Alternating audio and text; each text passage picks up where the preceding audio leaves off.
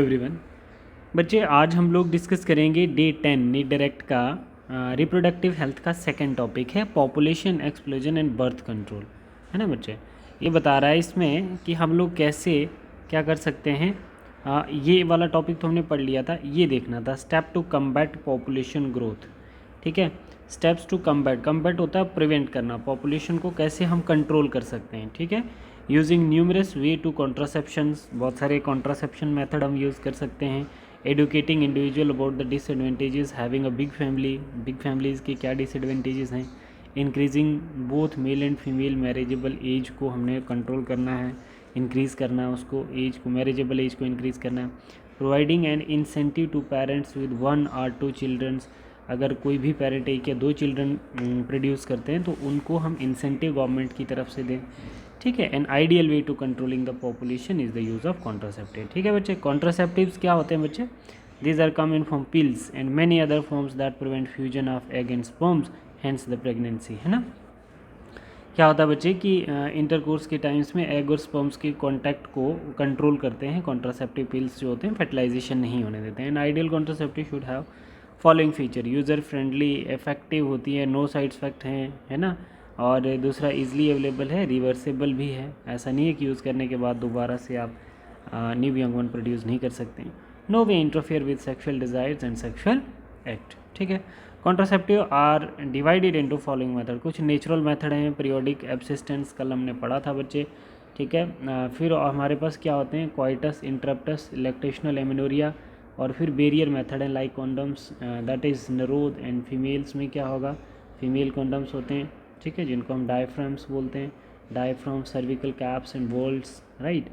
Barrier approach provide the following advantages, they can be discharge easily, they are self insertable, they may be reused, है ना। Reused रहता कौन सा, diaphragms, जो females का cervix से रहता है। Prevent contraceptions by blocking entry of sperm through cervix, right. IUDs रहती हैं put vaginal into the uterus of a females by doctor or skilled nurse. Non medicated IUDs that is lips, loops, copper releasing IUD, CUT, CU7 and multi loaded 375, ये IUD हैं बच्चे। ठीक है, ये चीज़ आपने याद रखनी है, ये क्वेश्चन पूछा जाता है कौन कौन सी आईयूडी हैं, है ना बच्चे। CUT, C7 और मल्टी लोडेड 375, ये क्या है, ये आईयूडीज होती हैं। And hormone releasing IUD are the example of IUCDS, that is progestasert or LNG-20, ये वाली, ये जो आप देख रहे हैं बच्चे, ये हैं आपकी आईयूडीज, कॉपर टी बोला जाता है इनको। ठीक है, आईयूडी प्रमोट्स स्पर्म फैगोसाइटोसिस, ये क्या करेगी, स्पर्म्स को इनगल्फ कर लेगी यूट्रस में। But copper releasing IUD decrease sperm motility, ये क्या करेगी, स्पर्म की मोटिलिटी को डिक्रीज कर देगी and reproductive capability. IUD that release hormone render the uterus unsuitable for implantation, IUD release करती है कुछ इंपॉर्टेंट हार्मोन जो यूट्रस को अनसूटेबल बना देगी फर्टिलाइजेशन के लिए, है ना। That release hormone render to uterus unsuitable for implantation, fertilization तो फ्लोपियन ट्यूब में होगी, इम्प्लांटेशन के लिए अनएथोराइज्ड कर देगी, है ना, यूट्रस को। And the cervix unfriendly to sperm, it is great for females who desire to postpone pregnancy and have space between 2 childrens. ठीक है, ऐसी कंडीशन में भी इसको यूज़ किया जाता है। ओरल पिल्स रहती हैं बच्चे, है ना, कुछ ओरल पिल्स हैं जैसे progesterone estrogens combo in the form of pills, they hinder or delay sperm entrance by inhibiting ovulations. ये थोड़ा सा आप लोग डिटेल में देख सकते हैं इमरजेंसी कॉन्ट्रासेप्टिव्स क्या होते हैं। सर्जिकल मेथड थोड़ा सा इंपॉर्टेंट है। Terminal method of contraceptions can be done by both male and female, surgical method दोनों में होता है। और मेल के अंदर जब वेसोकोटोमी को हम कट करते हैं तो जब हम वासा डिफरेंशिया को कट करते हैं उस प्रोसेस को वेसोकोटोमी कहते हैं। In male little portion of the vas deferens is excised or tied up minor incisions of the scrotum to prevent sperm release. ठीक है, तो सेक्रोटम से हम लोग वैसे को किसको कट करते हैं, वास डिफरेंशिया को कट करते हैं, तो उस प्रोसेस को हम वेसोकोटोमी कहते हैं। देखो यहाँ पर बच्चे वास डिफरेंशिया को टाइड ये कट कर देंगे थोड़ा सा और बांध लेंगे वहाँ से। ठीक है, तो वो मेल में अगर हम क्या कंट्रोल करना चाहते हैं बच्चे, मेल में अगर हम लोग कट करना चाहते हैं, कंट्रोल करना चाहते हैं स्पर्म्स, तो हम वेसोकोटोमी करेंगे। ठीक है, ट्यूबेकोटोमी फीमेल्स में हम फ्लोपियन ट्यूब्स को कट करते हैं। Medical reproduce in the little portion of the fallopian tube surgically remove like this, यहाँ पर देख सकते हैं इस वाले पार्ट को हमने कट किया है। ठीक है बेटा, these procedure are quite successful but there reversibility is extremely low. इसमें रिवर्सिबिलिटी नहीं होती है बच्चे, है ना, रिवर्सिबिलिटी नहीं होगी कि आप दोबारा से न्यू यंग वन को बर्थ देना चाहोगे, वैसा पॉसिबल नहीं होता है इसमें। ठीक है, कॉन्ट्रासेप्टिव में रहता है बट सर्जिकल वाले में नहीं रहता। तो इसमें आप लोग कुछ क्वेश्चन भी कर सकते हैं। क्वेश्चन है, an emergency contraceptive should be administered by 24 hours following coitus, मतलब क्वाइटस के बाद 24 आवर के बाद आप इमरजेंसी कॉन्ट्रासेप्टिव ले सकते हैं, या आप 36 आवर्स के बाद ले सकते हैं, या 72 आवर्स फॉलोइंग 72 आवर्स के अंदर आपकी जो इमरजेंसी पिल्स होती हैं कॉन्ट्रासेप्टिव पिल्स वो एक्ट करती हैं। ठीक है, 96 आवर्स में कोई एक्शन शो नहीं करेगी, तो सी पार्ट इसका राइट है। 72 आवर्स के अंदर आपको लेनी पड़ती है emergency pills. Multiloaded 375 is hormone releasing IUD या कॉपर रिलीजिंग आईयूडी, या आपको क्या ध्यान रखना है, नेक्स्ट क्या था इसका, बोथ ए एंड बी या नन ऑफ द अबोव। आपको सही आंसर इसका क्या मिलेगा बच्चे, कॉपर रिलीजिंग आईयूडी, अभी हमने पढ़ा। उसके बाद आपके पास आता है medical termination of pregnancy, MTP board के पॉइंट ऑफ व्यू से ये क्वेश्चन आपका इंपॉर्टेंट है।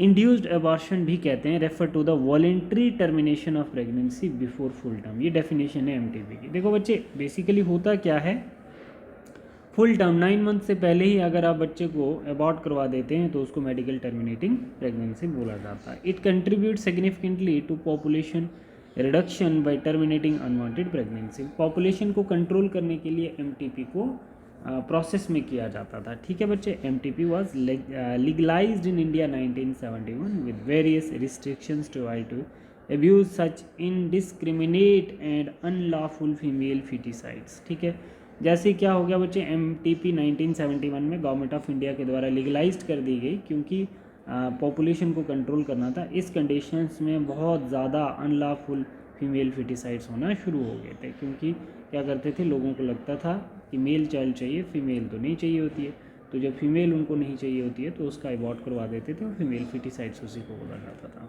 ठीक है, MTP is use to avoid undesired pregnancy as a result of unprotected intercourse or failure of contraception use during coitus or rapes. ठीक है, तो एमटीपी ज़्यादा इन कंडीशंस में भी यूज़ करने लगे लोग, मतलब या तो उनका इंटरकोर्स में फेलियर हो जाता था, या तो वो कॉन्ट्रासेप्शन फेलियर होता था।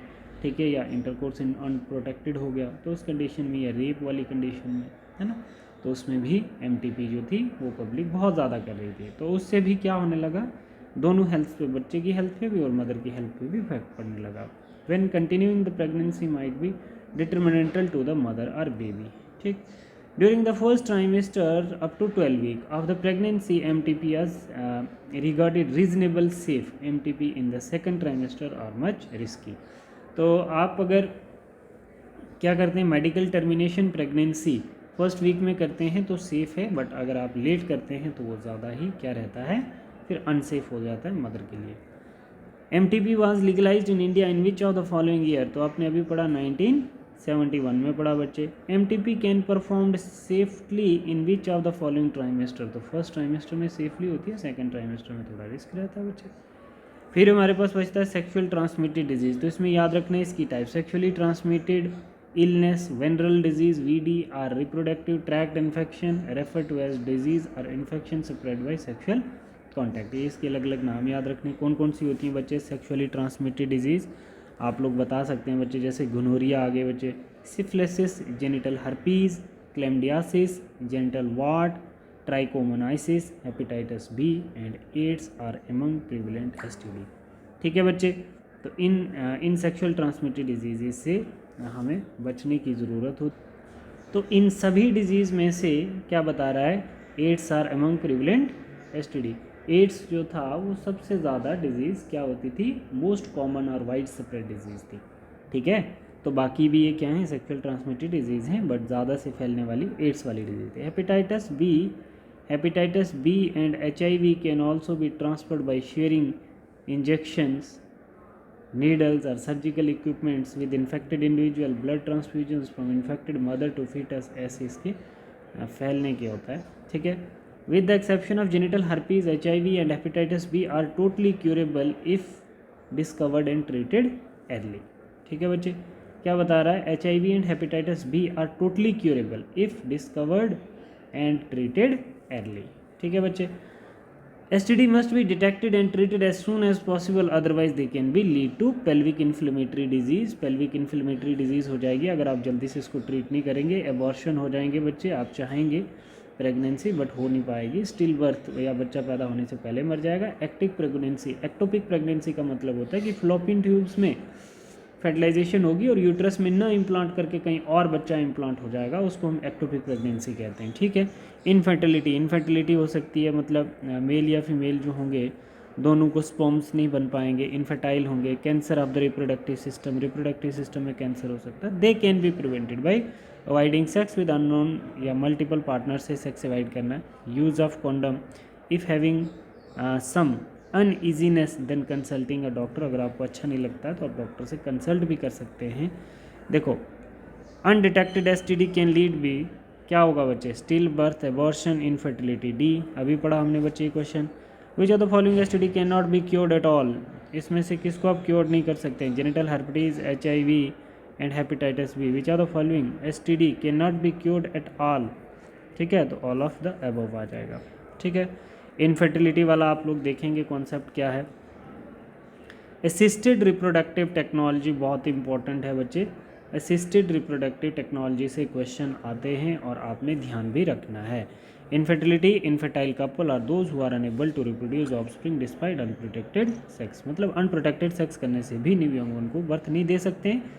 There will be several explanations by this, including physical, congenital, illness, meditation, immunological or physiological factor.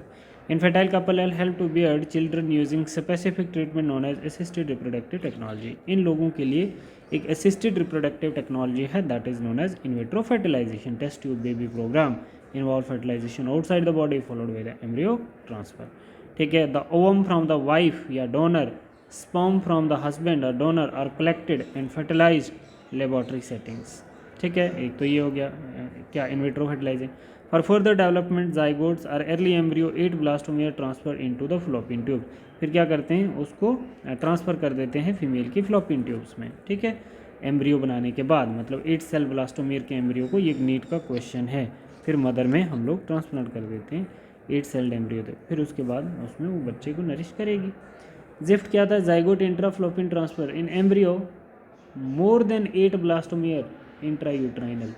8 से ज़्यादा ब्लास्टोमियर जब बनेंगे तो उसको तब हम इंट्रायूट्राइन ट्रांसफ़र करेंगे फीमेल में।